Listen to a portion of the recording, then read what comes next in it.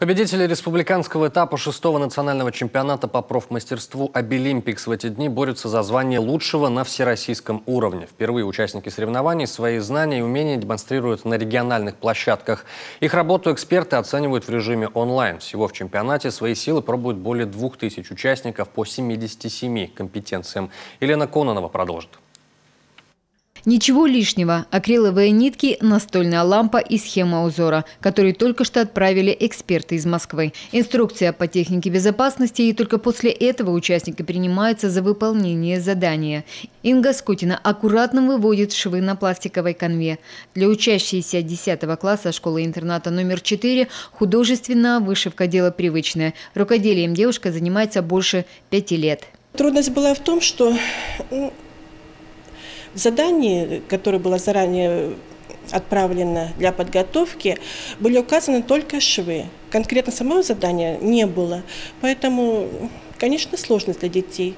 Но вот сейчас она ознакомливается. Идет схема вышивки с изменением 30%. Один шов был усложнен, один заменен. Поэтому, конечно, сложности есть. Квадрат, двусторонний крест, уголок, шов-роспись. Все непросто, как кажется. При этом с заданием надо справиться за 3 часа. Да еще под прицелом камер. За ее работой пристально следят специалисты из Москвы. Пандемия в этом году внесла коррективы в «Обилимпикс 2020». Борьба за лучшего в своей компетенции идет в режиме онлайн. Ребята свое мастерство показывают на домашних площадках. На каждой по 3-4 камеры. Оборудование с УЗом, которое принимают участие в чемпионате, пришлось закупить. В этом году чемпионат проводится в очно-дистанционном формате.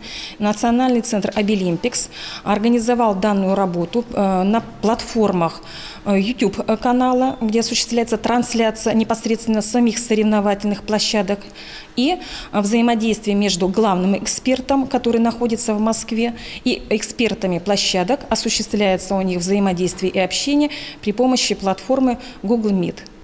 Сборная Коми на этот раз выступает в неполном составе. 3 компетенции, 3 участника выбыли из строя. В специальной коррекционной школе номер 3 накануне чемпионата объявили о карантине. Учащиеся именно этого учреждения должны были защищать честь Коми в резьбе по дереву, по вязанию крючком и адаптивной физической культуре. 6-й «Обилимпикс» стартовал 23 ноября. За эти дни наши ребята уже успели показать себя в 11 компетенциях: парикмахерское искусство, швея, поварское дело, ремонт и обслуживание автомобилей и так далее. Итоги будут известны 29-го во время закрытия. Кстати, в прошлом году наша сборная привозила призовые места по некоторым направлениям. Елена Кононова, Олег Костремень, телеканал Юрган.